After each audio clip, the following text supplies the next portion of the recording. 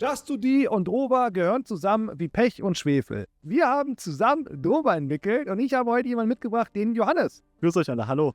Johannes, ich habe heute ein spannendes Thema mitgebracht und zwar geht es heute darum, wie moddet man eigentlich ein Spiel? Das ist ein super spannendes Thema, wo ich persönlich als Informatiker auch super neidisch bin, weil ich noch nie ein Spiel gemoddet habe und ich mich immer frage, wie funktioniert das eigentlich Magic? Ich habe so viel Respekt davor, auch vor der ganzen Gothic-Community, wie viele Mods davon gibt und so weiter. Da ist meine Frage, was genau sind eigentlich Mods? Kannst du das einmal ganz kurz erklären? Genau, Mods, ich glaube, leitet sich vom Begriff sogenannte Modifikation. Das heißt, Mods sind alles das, was das Spiel von seiner Grundform, ich sag mal, so modifiziert, dass etwas Neues entsteht. Das sind erstmal alles Mods, würde ich so sagen. Genau, und es gibt ja schon Mods für Drober. Genau. Und wie findest du das denn, dass es Spiele von deinem Mods von deinem eigenen Spiel gibt? Ich finde das mega cool. Also ich sag mal so, ich habe auch früher sehr, sehr viel Mods gespielt oder auch wenn ich früher Spiele gespielt habe, ich habe immer nach Mods geguckt, um nochmal so ein cooles neues Erlebnis zu haben und ich finde das auch als Entwickler mega cool, dass man das macht und dass man es rausbringt. Ich freue mich immer. Ich finde das auch. Also es gibt nichts Schöneres. Es ist ein Liebesbrief, oder? Wenn jemand dein Spiel moddet, fühlt sich es für mich so an, denke ich mir so, Alter. Aber meistens wird ja etwas gemoddet, was dem Spiel fehlt oder was anders ist. Zum Beispiel haben wir ja eine Mod, dass man schneller durch Drober laufen kann. Das kann man ja auch als Kritik sehen, ey, ich laufe so langsam durch Drober.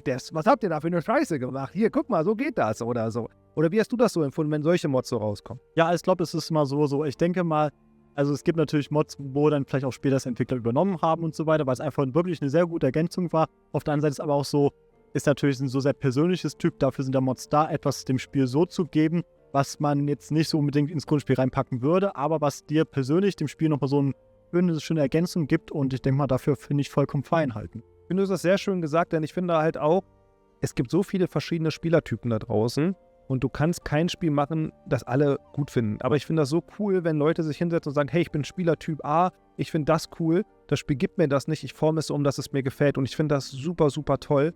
Und ich sehe es als einen Liebesbrief, muss ich ganz ehrlich sagen. Also wer sich so die Zeit hinsetzt und unser Spiel probiert zu modden, denke ich mir so, alter, Props. Und ich muss auch ganz ehrlich, wenn wir irgendwann mal jemanden einstellen im Programmierbereich, würde ich erstmal gucken, wer hat bei uns Mods gemacht, oder? Also ohne Chat, das ist doch ein Traum, oder? Ja. Ich finde das cool. Also wenn ihr Interesse an Just2D habt, macht geile Mods für Just2D, ne? Also das unterschreibst du auch so, oder? Ja, auf jeden Fall. Liegt auch ein bisschen daran, dass die Modder setzen sich auch so mit der Datenstruktur deines Spiels zusammenhalten. Also wenn jetzt ein Modder zum Beispiel von Drober bei uns anfangen würde, der würde sofort wissen, okay, ein Ektor hat einen Namen, hat ein Leben, wie funktioniert denn das mit den Waffen, mit dem Inventar und so weiter und würde sich da schon auskennen, obwohl er noch gar nicht aus unserer Perspektive das Spiel gesehen hat. Ja. Und ja, ist einfach, ich finde das einfach epic. Also ich habe keine Ahnung, wie das überhaupt funktioniert, kommen wir gleich wahrscheinlich noch so ein bisschen zu, aber ich finde das super, super cool. Ja. Ich habe also bei mir geht ganz viel Liebe raus an das Archolos-Team. Ich habe auch mit ein paar von dem Archolos-Team von Gothic auch geschrieben. Das sind super korrekte Menschen und was die da auch geschaffen haben, absolut unique, absolut cool und auch Leute, die unser Spiel gemoddet haben. Neochromicon, Trust No One Else, waren da so ein paar Namen, wo die ersten Mods so entstanden sind. Super cool. Es gibt ja auch komplizierte Mods, die super, super schwer sind, wo du so viel in die Datenstruktur reingehen musst, aber es gibt ja auch, klingt jetzt so doof, aber leichtere, modbare Sachen, wie zum Beispiel Sprach-Loka-Changes. Das ist natürlich krass, was ein Loka-Changes hergibt, so vom Aufwand her, aber zum Modden ist es halt sehr, sehr einfach, ne? Ja. Und das ist halt auch so ein Thema, wo sehr viele Leute auch gefragt haben, werdet ihr noch neue Sprachen rausbringen? Und die gibt es ja aktuell schon per Mod halt, ne? Ja, es gibt da schon sehr, sehr viele, auch so ein bisschen verteilt auf mehrere Modding-Plattformen, Nexus, im Steam-Workshop, auch einzeln so auf GitHub einfach. Genau, da kann man die runterladen und das ist bei uns ziemlich einfach, neue Sprachen hinzuzufügen oder zu verändern. Ich habe auch gesehen, wir haben eine Mod von jemandem bekommen, der Han heißt. Das war die allererste Mod, die wir bekommen haben, ne? Wie fandst du das, als du es gesehen hast, dass die erste Person eine Mod von uns geschrieben hat? Ja, ich fand das mega cool. Das ist ein Funfact bei Airbus. Ja, man muss immer eine Mod hochladen, damit der Steam Workshop freigeschaltet wird. Dann habe ich eine Mod hochgeladen halt.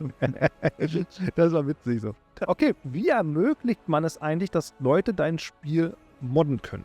Also mittlerweile, das war für mich dann auch neu, ist es per se, musst du als Entwickler erstmal gar nichts machen, weil du kannst auch einfach so drauf zugreifen. Du nimmst dir einfach den Quellcode, ich sag mal ganz blöd gesagt, ich glaube, es hat nicht mal einen Tag gedauert, hatte man unsere Cheat-Konsole geknackt. Das ist krass, ne? So, ne? Und wir haben da nichts gemacht, so, das war auch nicht von uns nicht intended und so weiter. Also man modifiziert einfach den Source-Code, der ausgeliefert ist, passt den an und schon hat man das vielleicht mal so gemoddet halt. Das war auch der Moment, weiß ich noch, als wir released haben, da kam die Cheat-Konsole-Mod raus, wo ich gesagt habe, ich mache niemals ein Multiplayer-Game. Ich habe null Bock, ein Multiplayer-Game zu machen, Alter.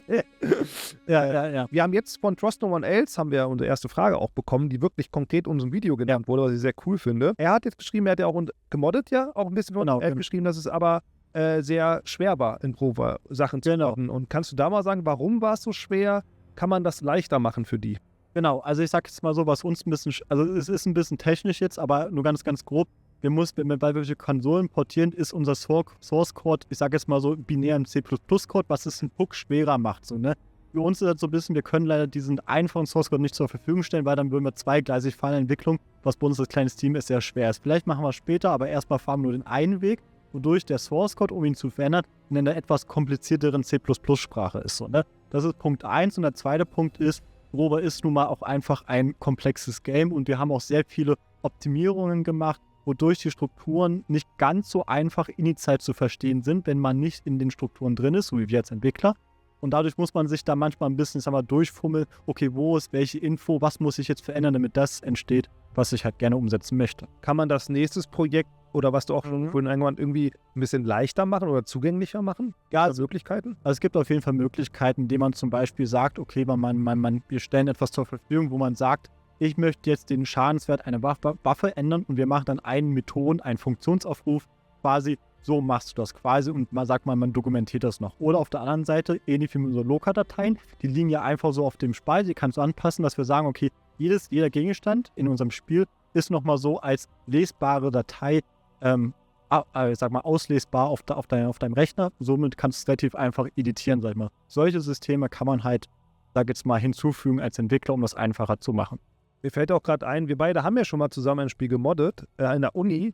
Skyrim haben wir beide. Skyrim, ja. Und die haben ja einen eigenen Editor oder sowas, nur fürs Modding. Sowas würde auch funktionieren. Das wäre quasi, das ist so richtig dann top-notch, sag ich mal so. Ne? Was natürlich, da muss man auch ordentlich Ressourcen einstecken, weil du musst quasi wie eine zweite Engine eigentlich entwickeln. Ne? Also ein zweiter Editor, das ist ein Window, das muss funktionieren, Datenformat, Austausch hin und her, so, ne? Es ist wirklich, wirklich dann Top-Level, sag ich mal so, was vielleicht wir als kleines Team gucken müssen, ob wir sowas mal noch supporten. Ja, ist interessant. Also ja, das wäre natürlich aber da geht es irgendwann hin. Genau, da geht es auf jeden Fall mit. Das ist auf jeden Fall nicht komplett weg bei uns, aber das ist, sag ich mal, das ist wirklich Top-Level, weil da muss man wirklich richtig viele Ressourcen rein. Also das Top-Beste, was ja gehen würde, wenn ein Modder sowas erschafft für dein Spiel. Das wäre natürlich noch besser halt. Ne? Genau, deswegen uns ist halt zum Beispiel auch sehr wichtig, wir gucken uns die Mods halt an, wir sind im Gespräch auch mit vielen Leuten, die modden auf so einem Discord, können Leute, die sich Mods wünschen oder die Mods schreiben, kommen da zusammen und wenn da Hilfe benötigt wird, auch um das Spiel zu modden, stehen wir da auch jederzeit zur Verfügung. Du hast ja auch schon relativ viel Code-Changes auch gemacht, glaube ich. Genau. Für die Modder so. Das heißt, das ist uns auch sehr, sehr wichtig, weil im Endeffekt ist unsere Passion, warum wir Spielentwicklung machen, weil wir einfach Lust haben, kreativ etwas zu erschaffen. Das ist aus Johannes-Basis, sage ich mal, so ein bisschen Programmierung, die freie Entfaltung. Bei mir ist es aus Game Design-Sicht die Kreativität an Spielen. Aber ich finde es auch, Modder haben genau das Gleiche, so diese etwas Neues zu erschaffen und da sehe ich das Gleiche, den gleichen Spirit irgendwie drin. Und das motiviert mich und deswegen möchte ich persönlich Menschen, die Lust haben, drüber zu modden, auch bestmöglich helfen. Deswegen, das ist so ein innerer Drang, den ich habe, weil ich das super cool finde, wenn Leute einfach ihre Passion ausleben. So. Ich kann das nur so unterschreiben. Also ich bin auch mal ich versuche auch mal bestmöglich aus internen Informationen halt preiszugeben, die Modder halt benötigen. Ja, und deswegen kommt ins Gespräch, redet mit uns, was benötigt ihr, das können wir euch geben und dann kann man das mit den nächsten Patches und so weiter einbauen. Das ist gar kein Problem. Haben wir auch schon gemacht. Ja. Wir haben auch schon ein paar Patches gemacht, um den Moddern halt zu helfen. Ja, das ist sehr, sehr, sehr cool. Okay, jetzt kommt die fiese Quizfrage natürlich wieder am Ende, ne? Und das ist jetzt, was ist deine Lieblingsmod? Sei keine fiese Frage, eine nette Frage, aber mir ist nichts Fieses eingefallen. Lieblingsmod? Ich glaube, mein Lieblingsmod ist, ich würde sagen, von die ich kenne, ist es immer noch die Drover Speed Mod, dass du einfach schneller durch die Welt läufst. Ah krass, ich dachte so allgemein, das ist unabhängig. Ach so, unabhängig von Drover? Ja. Ach so, Achso, okay. Mein Lieblingsmod ist, ich spiele gerade sehr viel Factorio und da finde ich die Pyronodon-Mod am besten. Factorio ist auch ein super Game, guckt euch das an, das macht unglaublich viel Spaß. Kam auch gerade ein toller DLC raus, aber es ist nicht Topic des Themas, aber sehr, sehr cool. Freunde, wenn ihr irgendwelche Fragen habt, auch technische Fragen oder über Game Design, über alles Mögliche, könnt ihr es sehr gerne hier schreiben. Wir können auch gerne Code auch zeigen, wir können alles Mögliche machen, deswegen schreibt gerne in die Kommentare, was ihr wissen wollt. Wir finden es cool, wenn ihr selber einfach so eine Passion habt oder vielleicht auch mit Spielentwicklung anfangt. Würden uns sehr freuen. Mit den Worten sind wir raus. Macht's gut, euer Chris. Tschüssi, macht's gut. Sometimes an outsider is needed to remember the Forsaken King.